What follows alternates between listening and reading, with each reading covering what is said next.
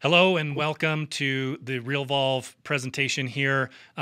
Excited to have Krista Mashore on with us today. She is a real estate coach extraordinaire. She is a fantastic team leader, fantastic real estate coach, a fantastic real estate agent, a fantastic mother. And so really excited to have Krista. She's one of my really good friends here in the industry. And I'm Dale, the COO of Realvolve. And we are really excited for this 6-part series. So all these are mini series. This is just part 1, and the other parts are going to be coming, so stay tuned. We're going to be covering how to program your business around the 6 parts of the sales cycle. So there's 6 stages of the sales cycle that Krista and her team has identified and teach real estate agents all around the country. And so Krista, thank you so much for being with me today. Oh, thanks for having me, Dale. I'm super excited about it, as always. You know, I respect you and I love Realvolve, so it's a great match. Yeah, and we've done several little series with you involved, and every time we put one of these together, people just ask for more, more, more. And so I just want to say right out of the gate, if anybody wants to look more at what Krista's doing, there's 2 things I'm going to recommend. Number 1, stay to the end because we're going to have a special promotion that involves some of Krista's training materials. So stay tuned. And the second thing you need to do is go look her up on Facebook right now. Even if you're not necessarily looking for a coach right now, you need to go look her up and follow her. She's got tons of killer content on Facebook.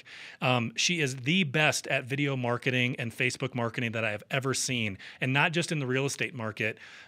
She is just best in class there. And her students transform their business. I have had the pleasure of going to several of her coaching events and rubbing shoulders with a lot of her students. We have a lot of mutual clients, and all of them are just killing it. Their businesses are growing. Their lifestyles are improving. It's just so much fun to be involved and to follow what Krista and her team are doing. So thanks, Krista.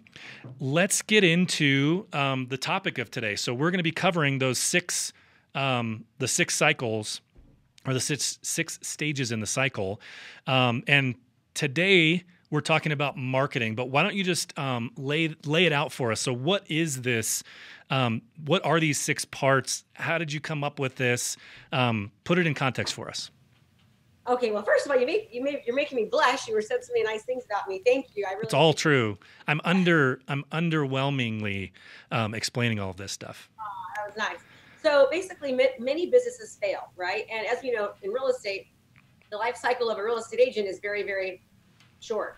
And so one of the main reasons for that is because we aren't focusing on our entire sales cycle, meaning a lot of times people will focus on maybe lead generation, but they're not really good with follow-up, or they'll focus on, doing a great job during the transaction, but they're horrible about, staying top of mind awareness. And so that's the reason why people fail. And so I've identified the different life cycles of a sale, basically a sale, I call it the sales cycle. And now we're going to basically break that down. And what's important about that is to recognize your strengths, your weaknesses, and then figuring out, where you're at in each phase of the sales cycle and identifying how you can improve. Yeah, I love that. So there's so many people in our industry that are really good at what they do, but they're still not, they're still winging it. They don't necessarily follow a plan. It's difficult to improve when you're running your business that way because then you don't, it's just tough to identify the exact areas that you need to focus on, right? And so I love what you guys and what your team has put together and how you guys deliver your coaching because it helps people stay accountable to a process that actually works. And your process has worked really, really well for your own business. So tell us a little bit about your real estate business. Yeah, so I've been in the industry for about 17 years, and I've sold somewhere, give or take, around 2,000 homes personally. Probably more give than take. And my first year in the business, I sold 69 houses, and in my best year in the business, I sold 169 houses. And that wasn't with the team; it was with me, a transaction coordinator, and an assistant, a marketing assistant. And it was, it was pretty crazy back then. I didn't have Realvolve, so I was a hot mess, let's just say, back in the day when it was short sales, foreclosures, tasks. It was rough. And yeah, I love what I do. I've written a book, Sell 100 Homes a Year. Also won 3 Clients in 30 Days. Those just deal with real estate. Another book recently called Fire. which is also a great book for real estate agents to read as well, because it talks so much about marketing and getting yourself really holding yourself accountable to do what you need to do to be more successful. So yeah, I mean, love what I do. I was previously a teacher before getting into real estate, and so past 18 months, I have launched my coaching company, Krista Mashore Coaching, and we've helped probably, I'd say, around 400 agents across the country.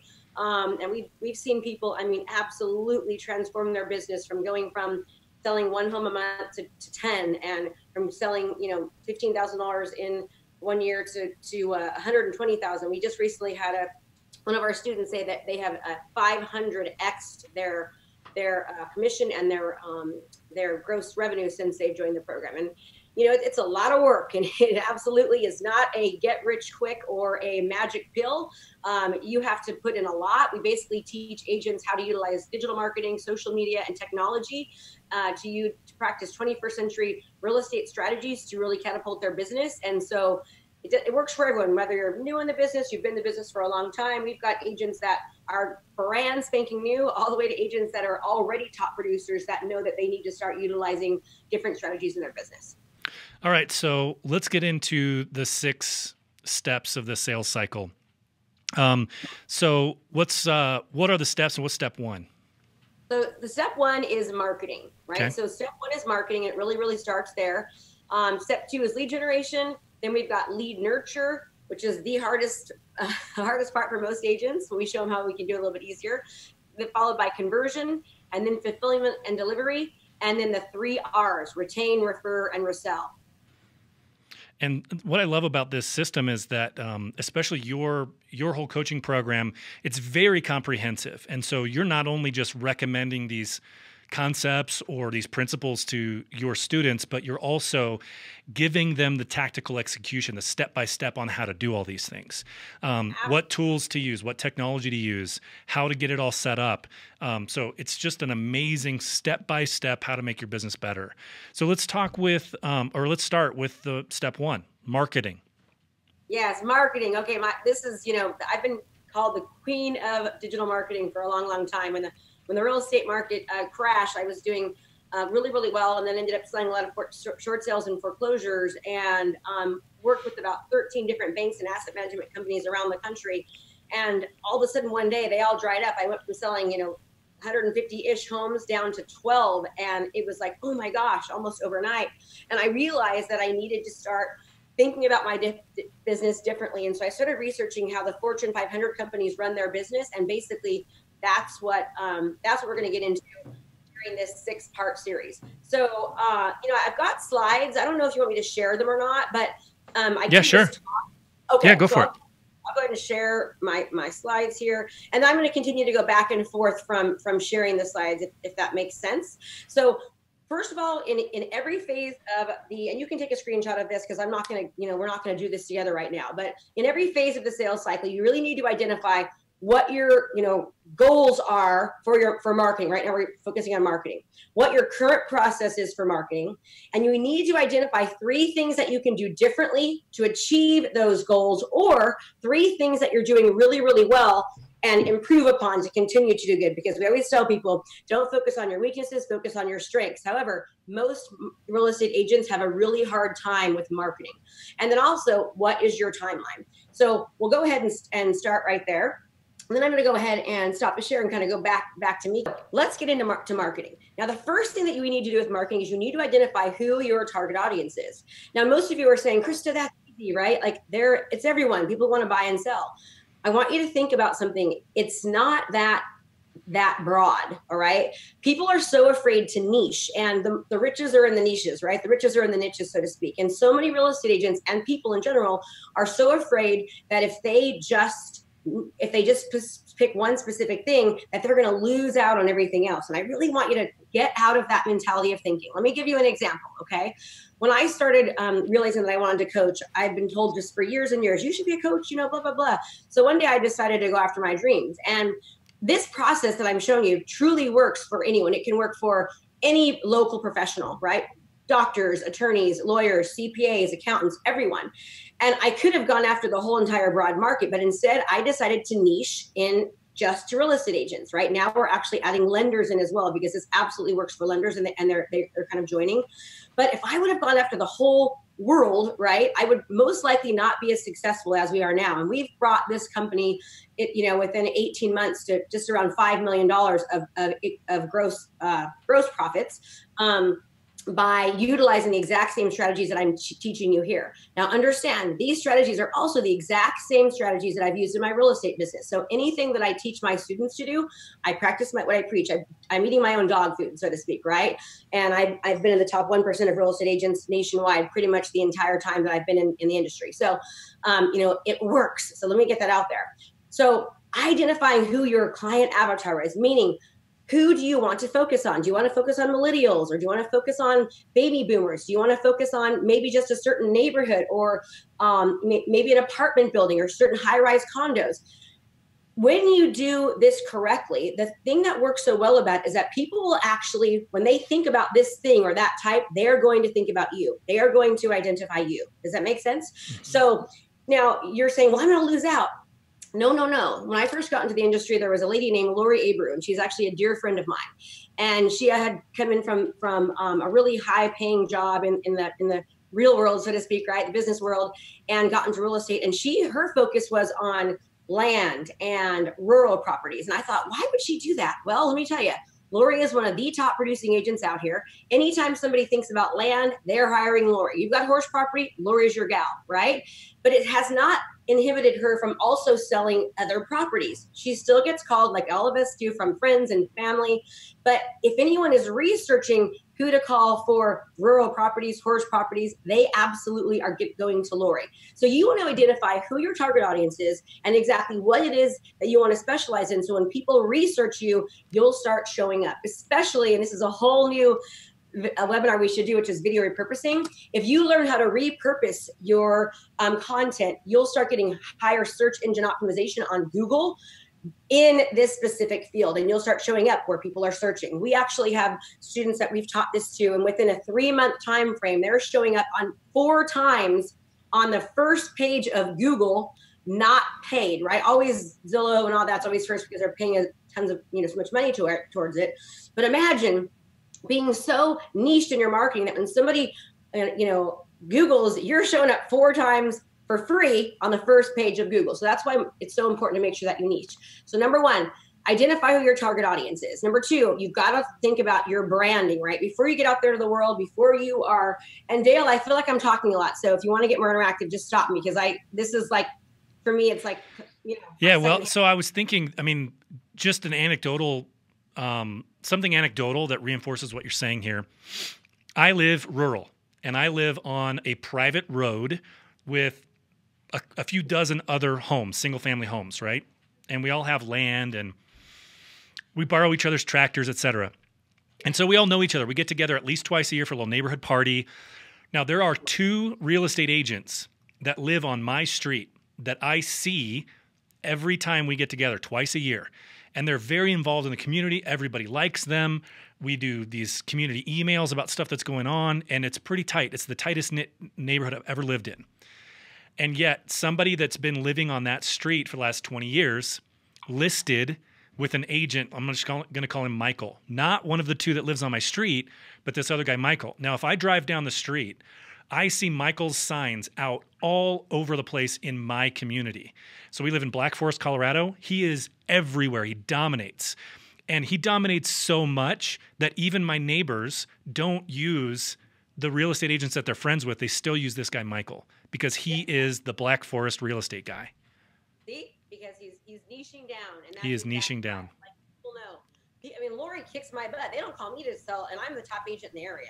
They don't call me for rural. They call Lori because she identifies herself as that. And quite frankly, she's better for the job than I am because she knows all the ins and outs about rural homes, right? Yep. So, okay, great. I love that you just said that. So branding. Branding. So now you got to get towards, before you go out with the marketing, you want to make sure that I tell my students, you're always on a job interview. Anything and everything that you put into the world is a representation of how you do business. Everything. And when I talk branding, I'm not just talking your sign and your colors. I'm talking, and we're going to get into branding a lot today, and kind of, so I want to get this particular bit longer than we're thinking. But anyway, So you're always on a job interview. So think about that, right? Whenever you market your properties, you're marketing yourself, people are inadvertently making a connection and a correlation between how you run your business and what you do. For example, I remember when the market got better, which for me actually ended up hurting my business. And I told myself at that time, I'm going to market every property as if it's $1 million property. So I went to this course called the Institute for Luxury Home Marketing. I started taking tons of digital marketing courses and social media courses, no real estate courses, right? And I learned to like market every single listing as if it was worth $1 million. Now at that time, our houses were only about 200,000, 250-ish, right? And I still did fuller page colored flyers, social media campaigns, drone photography, video, would hand out flyers to the neighborhood, did just listed and just sold campaigns. And very quickly, I went from being called the foreclosure short sale queen, because that's what I was, to the marketing queen. And then my price point very quickly increased because I was marketing myself at the same time I was marketing my properties. And people knew they want to hire Krista because Krista's different. She does things that other people don't do. So if you're in an area right now, well, let's just say they don't utilize video, or they're still using black and white flyers, they're still doing things the way they used to, you need to think about doing it differently and doing it before somebody else does. Don't say, well, I'm in Oklahoma or wherever else and they don't do that here. Great. You are one step ahead. You're going to be that much more likely to be able to dominate everyone else because you are different. So the idea is be seen, be known, be heard, be different, right? The more different you are, the more noticed you're going to get. You've got to learn to stand out above the noise, above the crowd, and be noticed. That's how you be noticed.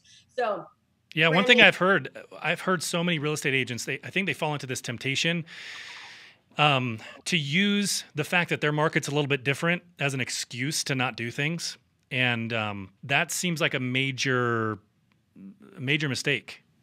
Oh, absolutely. And, a lot of you are on here and you're thinking to myself, oh, I'm too young, or I'm too old, or I'm got a purple nose and I can't do it because it's too hard. That's not true.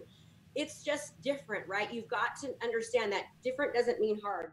When we went from utilizing the Thomas Guide, right, to utilizing MapQuest, it was hard. And then all of a sudden it was like, thank God for MapQuest, because now I can map my properties out in 2 minutes instead of 5 hours. I mean, literally, I remember showing 15 homes and having to map out directions and how to get there. And I wanted to shoot myself. Right now, I literally stick it in my computer. It takes 2 seconds and my car tells me which way to turn.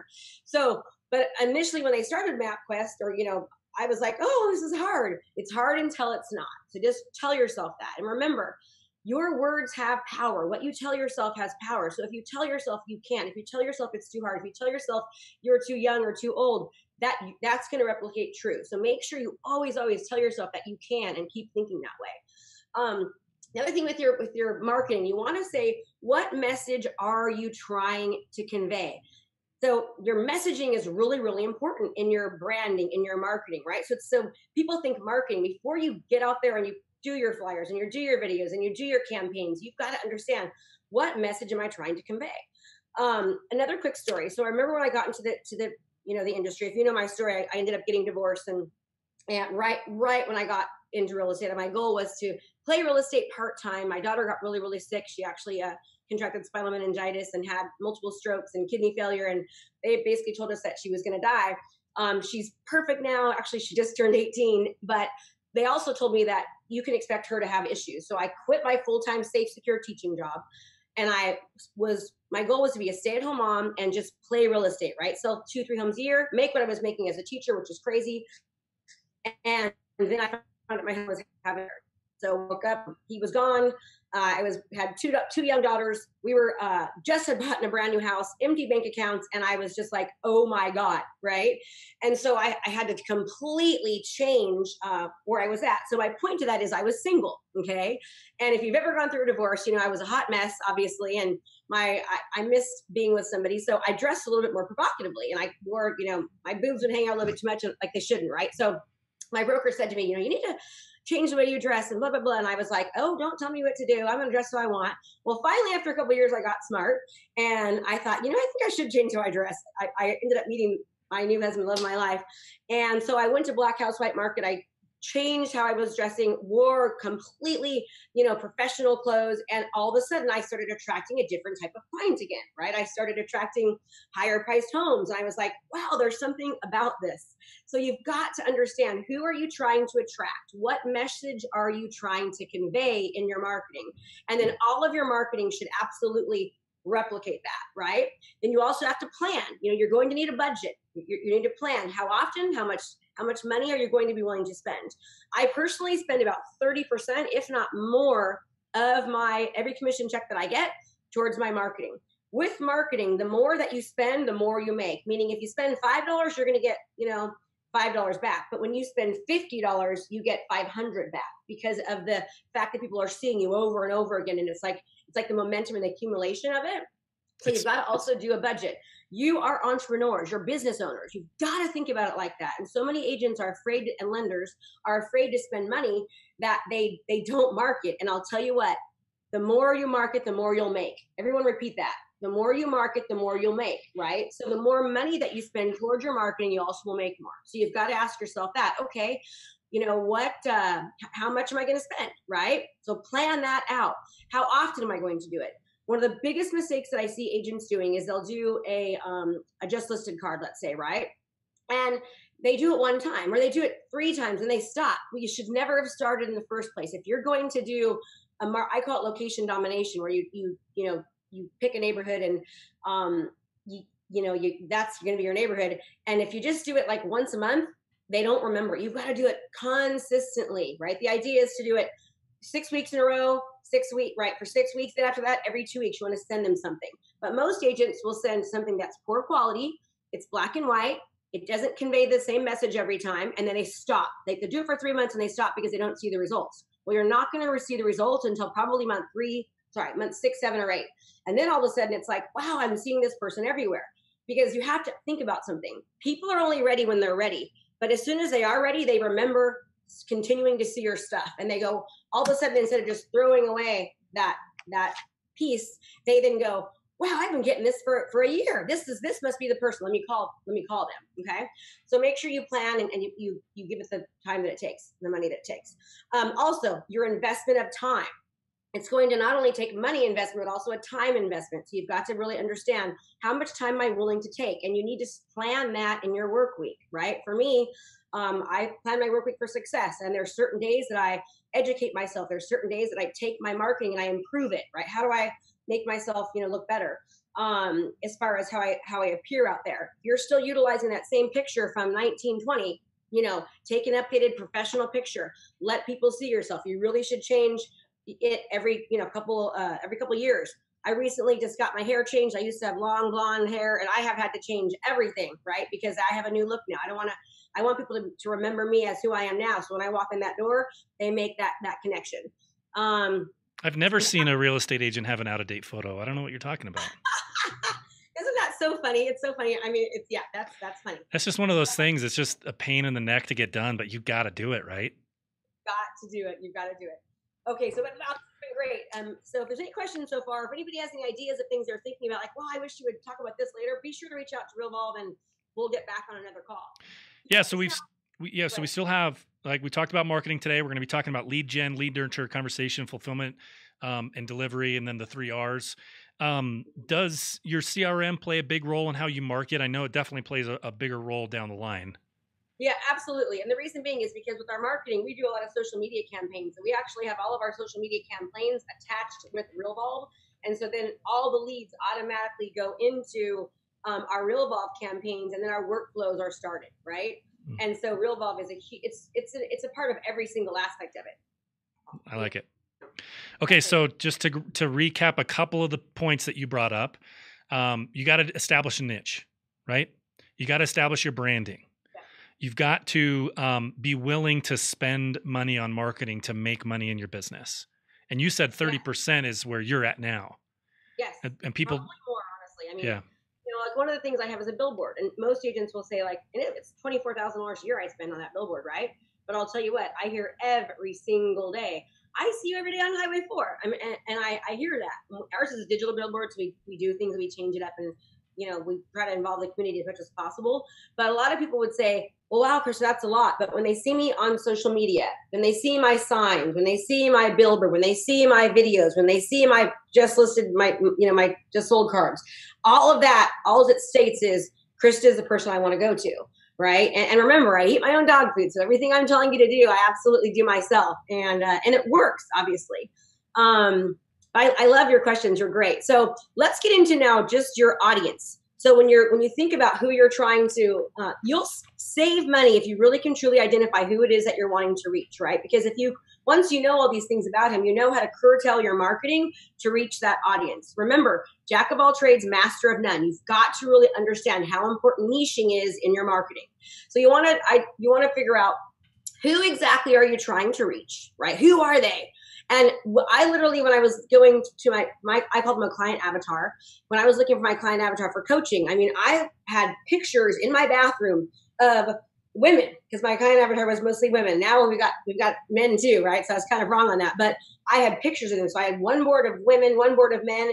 I put on their things, qualities they had, I remember putting on things they're like, they love to learn. They love to be a leader. They have a high integrity, all of that stuff. I identified who my client avatar is. So that way I know how to make sure that my messaging in my marketing is reaching my client avatar.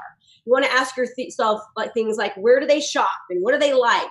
What magazines are they reading? What shows are they watching? What movies are they watching, right? What are their ages? What's their gender? Women, male, both, whatever is it? Are they married? Are they single?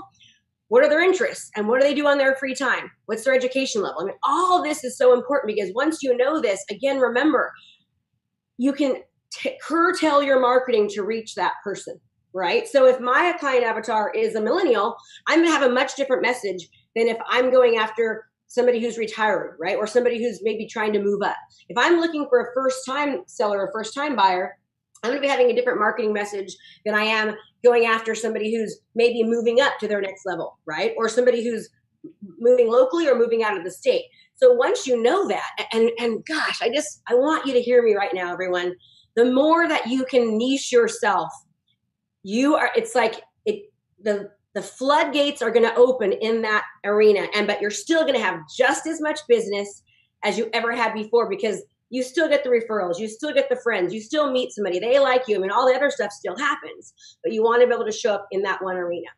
So make sure you've got your branding message down, really, really well. And remember, you only have one chance to make a first impression, one chance. So you want to make sure that when they see you, or which you is defined by your marketing, your materials, what you're putting out there, your messaging, all of it, right? It's not just your business card and your logo. That, of course, that's a part of it.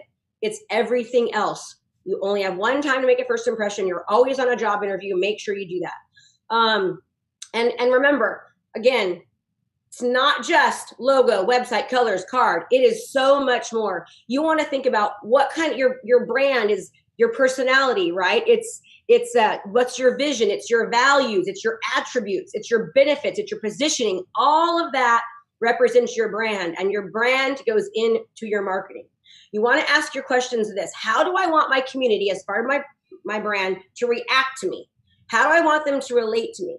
How do I want them to trust me? And how do I want to be perceived? All of this is a huge part about your brand and about your marketing. Your brand tells a story about everything that you do, right? What's your lifestyle like? What's in your community? What's your surroundings? What's your culture like? All of that is a representation of your brand and then is conveyed through your marketing. So ask yourself something like this. What would you say? What words describe you, right? What phrases describe you? What message are you trying to send to your community? For example, for me, my slogan is, when you do what you love, people love what you do. I end every single video with, and as a great hung in mind, right? So like people know, I say that in my coaching, I say that in my real estate. Say that one more time, Krista. You cut out for a second. Say that. What do you say every time? I say, make it a great home selling and buying day, right? So that, whether I'm coaching or in real estate, that comes out of my mouth and people know that about me, right? It's kind of like you're getting them, just like TV commercials, or TV shows. They have, the same intro every single time, right? Because we're trying to get that branded. And people know, hey, when you do what you love, people love what you do. I love what I do, and people love what I do because I love it so much, right? That's the message I'm trying to convey. I take my business seriously. When you brand properly and you really put money into it, you're making a statement to the community that this is what they can expect from you later, right? They can expect that wow, every time I see one of Krista's listings, she has, full 4-page color brochures. She has a video campaign. The house is all over social media. The house looks great. The photos are on point. I mean, there's nothing about that isn't perfect. And I tell them, you can expect that in every single phase of our relationship together, from the time that you meet me until the time that I die, pretty much, right? And so it's always conveying a message. This is how important marketing is because you're setting yourself up for later. Now let's jump into planning. Remember, failing to plan is planning to fail. You've got to make sure that you plan. You plan. I'm going to get into each part of the marketing we talked about earlier. Planning is essential because you need to make sure you have the budget and the time investment, right? So when you think about your business in every phase of the cycle, you need to think about how much time investment is this going to take me and how much money investment is this going to take me. And remember, sometimes it might be the point where it's harder now, right? It takes more time now, but you're doing that to save so much later on. You need to think about cost and budget as well. And let me just say one thing to everyone. Investment in your business is an investment in yourself, okay? The very best investment in your business is investing in yourself. Remember that. One of the reasons I really attribute to my success is the fact that I'm constantly taking courses, getting trainings, hiring coaches and mentors to get me there, because time is money. And for me, time is actually more valuable than money. And I know that if I can 10x or 12x me getting somewhere faster by hiring somebody and paying them to teach me all the things that they did right and wrong, that I'm going to get there faster, therefore making more money, even though I'm putting a money investment in it now, right? Any questions so far? No, I love how all this is tying together so beautifully. I just wanted to make a comment about how, you can obviously see how your niche, your branding, your audience, those avatars that you talked about and the marketing personas, if that all dovetails really nicely together, all this other stuff is going to be easier to accomplish. So I just wanted to make that comment. Easier, faster, more and effective. Yeah. Less money. Yeah. Absolutely. More effective. That's why it's so important to take the time to identify that. Okay, now let's talk about marketing and consistency, right? We all know if you actually ask anybody what the number one success is to their life, they're going to say it's consistency, right? It's starting and doing, and also being as consistent as possible. So you've got to ask yourself, okay, first of all, what strategy am I going to choose? And when I say strategy, I mean, in your marketing, you might say, okay, my first strategy is I'm going to learn to do a social media campaign. Okay.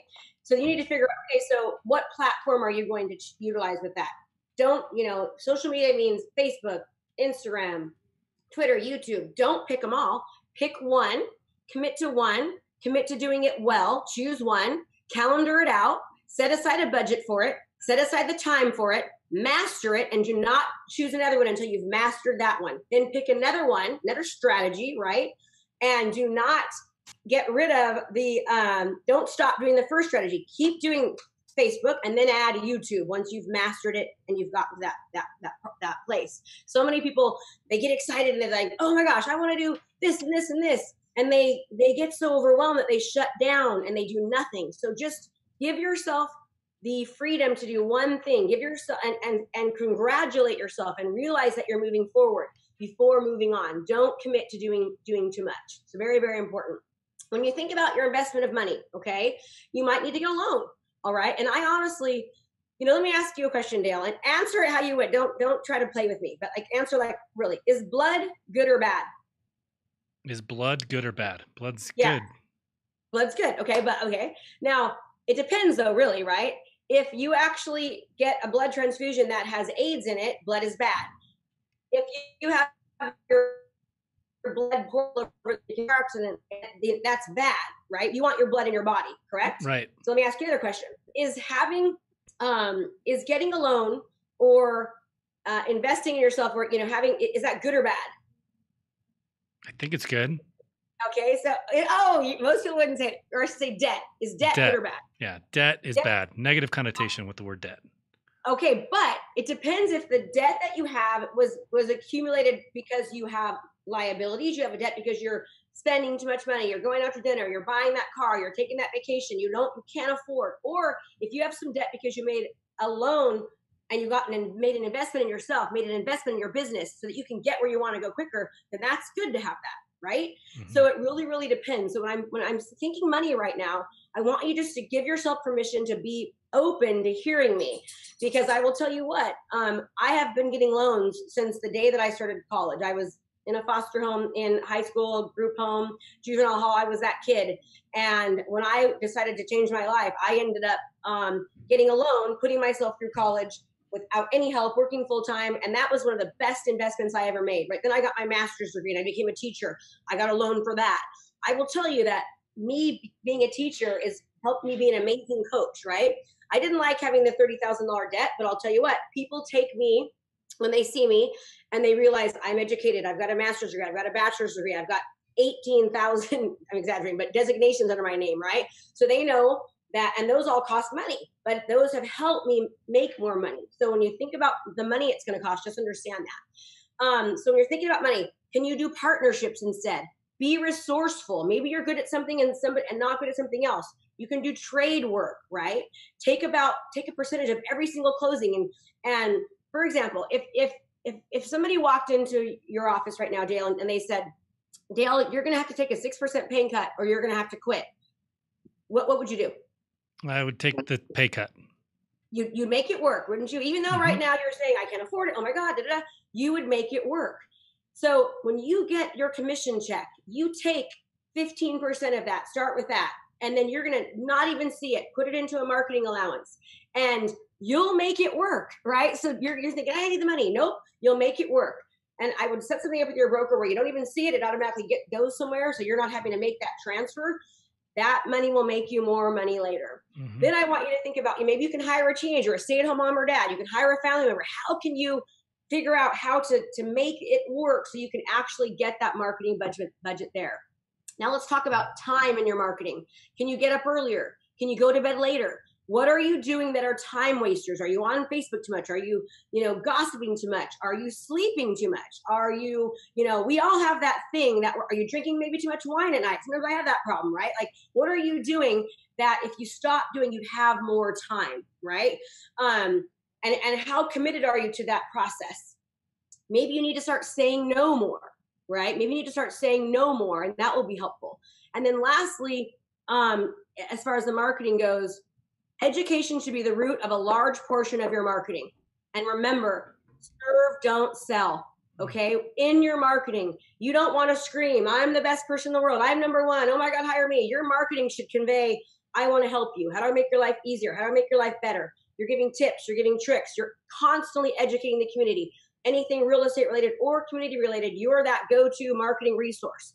Don't be the person that says, I'm the number one agent. Nobody cares. They care about how can you help them? How can you make their life better? And if you can do that in your marketing, you will see a huge shift in your business. So we got that. That's marketing, Dale. And it took us longer than we thought. Yeah, that's okay. It was really good stuff. I know it's really hard to kind of bullet point on this stuff. And still make it valuable. So I appreciate everybody sticking with us here. So yeah, we got that's part one. We got 5 more, I guess. So that was marketing. We got lead gen, lead nurture, conversion, fulfillment, delivery. The 3 R's coming up after this. So stay tuned. And again, stay to the end because we have some offers for you at the end. So stay through the whole thing. We're going to try to keep the next ones a little bit tighter. This was kind of the biggest topic and the hardest one to summarize. So thank you, Krista, for your time, and we'll see you on the next one. Bye, everybody. Hello, everybody. Welcome to part 2 of how to program your business around the 6 stages of the sales cycle. I'm Dale with Realvolve. With me today is Krista Mashore. Thank you so much again for joining us today, Krista. Really excited to get into lead gen. This is part 2, the 2nd stage in the cycle. Yesterday, we talked about marketing. If you didn't see the marketing part, go back and watch that. And then the next part is going to be on lead nurturing. So today it's all about lead generation. Krista, take us into your philosophy, your strategies on lead gen. Hi, everyone. How you doing? Thanks for having me back. Again, if you did not see the first webinar, for sure, like you said, go back, because we kind of talked about the whole sales cycle, so you understand what we're even talking about, right? That's right. And again, I want to reiterate that everything that I talk about, I actually do, just like you. So I eat my own dog food. This is what we utilize to, again, be in the top 1% of real estate agents across the nation. And okay, let's get into it. So lead generation, again, remember, you need to identify what your lead generation goals are, right? We've got to have goals, and you want to track that. You want to track that and ask yourself this question: what's the process that you're doing now? Then I want you to ask yourself, what 3 things do you know that you need to do differently to achieve these goals? Most of you are probably doing the same old things that you've always been taught, right? And I want to remind you that the reason we were taught those things is because we didn't have the internet. We didn't have social media. We didn't have Google. And because we are now living in such a grossly technology age, we need to adapt our business just like every other company has. Why is it that most companies are changing so rapidly? Because they're using innovation, they're using technology, they're using social media, but most real estate agents have still, like, we're archaic and we're afraid. So lead generation, I don't want you just to think about, well, open houses, farming. You can do those things, but you need to do those things what I call with a 21st century twist, right? So for example, let's just say that you say, I'm doing open houses. Well, how do you start incorporating 21st century strategies in doing an open house? You want to do mass digital marketing, social media, advertising for the open house, right? You want to get people there. You want to do Facebook Lives. You want to do videos encouraging people to come. You want to have contests while you're at the open house saying, hey, I'm in this house right now. How much money do you think it's worth? Everyone, comment. And why do you think that, right? Engage people. That's how you start generating leads. Another thing with your lead generation, again, and you're going to hear me go back to this a lot. I utilize Realvolve with my keeping track of my leads, because I need Realvolve to get these leads to go into one solid place, and then I need to have workflows and action plans attached to those so that I don't lose those leads, because as we all know, which is the next phase of the sales cycle, which is lead nurture, that's the biggest, hardest part. So you got to have a really good CRM in place. Again, I highly encourage you to use Realvolve. And I want you to know that Realvolve has yet to pay me $1. $1. So when I tell you to utilize them, I'm not doing it because Realvolve is paying me to do so. That might change one day, but as of now, I've yet to receive $1 from them. So I'm saying this because I truly, truly do believe it. So now let's get back into what is your strategy and what platform are you going to use for your lead generation. And remember, choose these platforms. You're not going to do any of them, so you've got to utilize one. Are you going to use Facebook? Maybe YouTube, okay, Instagram. Maybe you're using Google. Maybe you're doing farming or using landing pages. Maybe you have funnels, okay? You're going to choose a specific campaign. Maybe it's open houses. Maybe you're going to utilize a video text message campaign, right? Maybe your strategy is going to be joining local Facebook groups and offering as much value as possible. Maybe you're going to create your own Facebook group, right? I want to think about, are you going to buy leads? Are you going to maybe you're going to create your own local BNI group. Okay. Maybe you're going to do community events, community videos. Every one of you should be doing videos, like video, every single person. Maybe you're going to start interviewing local professionals. Maybe you're going to do Facebook Lives, maybe welcome home parties, right? Maybe you're focusing on for sale by owners. Maybe you're focusing on expireds. Again, creating your own local Facebook group. Maybe you're going to do buyer seminars, maybe seller seminars. Maybe you're going to write a book. Like, what is your strategy and what platform are you going to use? Now, I know I named a lot and you're going, oh my gosh, I'm going to do them all. Nope. Choose one, do it well, learn, implement, master, repeat. Learn one, implement it, master it, repeat it, right? And then add another one. So I want you to think about, how are you going to get those leads out there and stick to it and be as consistent as possible. So let me give you an example. Well, okay? Krista, before you get into the example, let me just ask you a question. Yeah.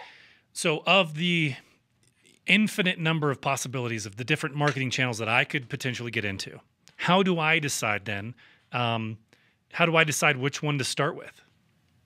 That's a really good question. So, so for me, I heavily focus on Facebook. Okay. The average person goes to Facebook 17 times a day. They spend 53 minutes there. All right. Between Facebook and Instagram. That's a lot of time. And so I learned, probably 4 or 5 years ago, how to master Facebook. And the problem is most people, when they use Facebook, they're using it incorrectly. So they're posting on their business page, but posting on their personal page. Facebook's a business. They only allow about 3% of people to actually see your stuff. So you have to learn to utilize Facebook correctly. So I have completely mastered Facebook. I understand their algorithms. They change all the time. We've learned them because, we've taken massive trainings. We spend over $100,000 a month between Krista Mashore Coaching and Homes by Krista just in Facebook ads. So we understand, and that's my own personal team manages those ads. So we know Facebook, we know strategy, we know lead gen from Facebook like crazy. We now have just adopted, now we're going after YouTube, right? And YouTube and Google are so closely connected, like that's our second stop.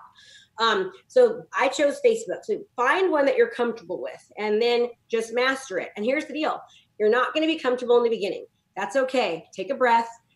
Congratulate yourself for learning. Congratulate yourself for implementing, and just set aside time every single day to learn it. It's no longer a choice, Dale, whether or not we need to incorporate social media and digital marketing into our marketing strategies. It is essential. It's what's going to keep you to be able to, fight with the Nextdoors and the Zillows and all of that. Like if you want to last in this ever-changing digital marketing real estate age that we're in, you've got to adapt, and you've got to be willing to say, I'm doing it no matter what. Okay. I mean, let me put it into perspective. Remember when short sales came? I hated short sales, and I was like, oh no, I'm not going to do short sales. Well, guess what? I was a short sale queen because I realized, oh my gosh, I don't like this. It's super hard. I have to do it. So I got my certified distressed property expert designation, and we mastered it, and we crushed it because we early on realized, oh my gosh, we've got to adapt, we've got to change, or I'm going to be out of the business. During that time frame, there was like 3 agents in my area that did we dominated the listings. And that was because early on, we realized how important it was to adapt. Technology and social media is that way now. So if you were in the market at that time and you remember how devastating it was for many people, that's the same analogy and thought process you should have right now with what's happening with technology and social media. But so yeah, just pick one. I love Facebook, right? And if you're younger, you want to go after millennials, Instagram is your baby, because more millennials are on Instagram than they are on Facebook. Okay. If you love doing video and you're really, you're great at educating people, YouTube might be your platform. I really kind of believe that we're going to see a huge surge right now because Facebook is getting so people are marking on it like crazy. And I always say the goal is to get them to stop the scroll, right? You think what you're doing on your Facebook, you're scrolling. The idea is to get them to stop the scroll. It's getting harder. I used about times for somebody to see you before they finally click. Now it's about 20 because there's just so much noise out there. So in order to get them to stop the scroll and to catch their attention, it takes longer. But that's that way with everything. So now we're focusing more on Google and on YouTube because I believe that that's where the next shift is. And I'm trying to shift there before it's already saturated, if that makes sense. Mm-hmm. So that's kind of our strategy right now. Okay, great. So now let me give you an example. So let's just say you're going to say your platform is Facebook. Okay, that's your platform. Now your strategy is going to be, you have to run a Facebook ad. All right. But I want you to ask yourself, okay, so what type of ad am I going to run? Am I going to run a selling a property ad? Am I going to run a CMA request, or like what's my home worth? Which, by the way, I wouldn't utilize what's my home worth anymore. It's kind of overplayed. Are you going to offer a list to somebody? Are you going to have them download something? Or are you just going to give tips and give education on that Facebook ad? Are you going to put that ad out to your farm? Are you going after buyers? Are you going after sellers? So it's like, this is, again, this lead generation goes back into the marketing. You got to click your platform. You got to pick your platform, and then you've got to actually utilize what strategy you're going to use on that platform. So let me kind of break that down, okay, for social media. So you pick Facebook, all right? I've decided now that I want to go after for sale by owners and expireds, okay? So now I'm going to now utilize Facebook to go after for sale by owners and to go after expireds. I'm also going to incorporate some digital marketing into that. And here's how I would do it. So I actually own a, it's called canyoussellit.com. Okay. And again, it's not active right now because we're not going after for sale vendors are expired. So it's turned off, but canyoussellit.com, ChristaSellIt.com, can insert your name, youssellit.com. A lot of my students have now picked up these URLs. And so what we do is we teach them how to, you realize that the house doesn't, for sale vendor goes on the market or an expired comes up. So most people just call, right? And what happens? Everyone's calling, they're getting ticked off. They're saying they have buyers and they're saying, why didn't you call me before when you had buyers? Like everyone's saying the same old thing. Well, how much more would it make sense to actually hand deliver up at their house, a beautiful marketing packet that you do, and then send them to CanKristaSellIt.com. And then when they go to CanKristaSellIt.com, it's me saying, hey, guess what? First of all, thank you so much for watching this video. I know you're getting harassed by a bunch of agents telling you that they can sell your house and that they have buyers for you. And we both know if that was the case, they would have actually sold your house when your house was on the market. So let me tell you why your house didn't sell. Your house didn't sell because your house has not been properly educated, properly marketed. Your house didn't sell because it wasn't being marketed digitally to buyers. And then go into maybe because you were doing open houses, and did you know that only 3% of homes actually sell with open houses? However, 51% of buyers are going on social media to look for their home. And so you just do this huge video showing them, basically breaking down the reasons why the house didn't show, and then at the same time telling them what it is that you do differently than everyone else without putting anyone else down. You basically do a little mini marketing presentation. That is a lot more effective than just making that phone call. So if you are still doing, for sale vendors, expired, and open houses and door knocking, and all that great stuff that we've been taught to do forever, which I'm not saying doesn't work or isn't effective, but what I am saying is that there are a lot more effective, efficient ways to spend your time and to put a 21st century, spin on it. That makes sense. Yeah. So that's how I would do my for sale by owner campaign to attract leads. Then I would make sure that those leads went into my CRM, which for me is Realvolve.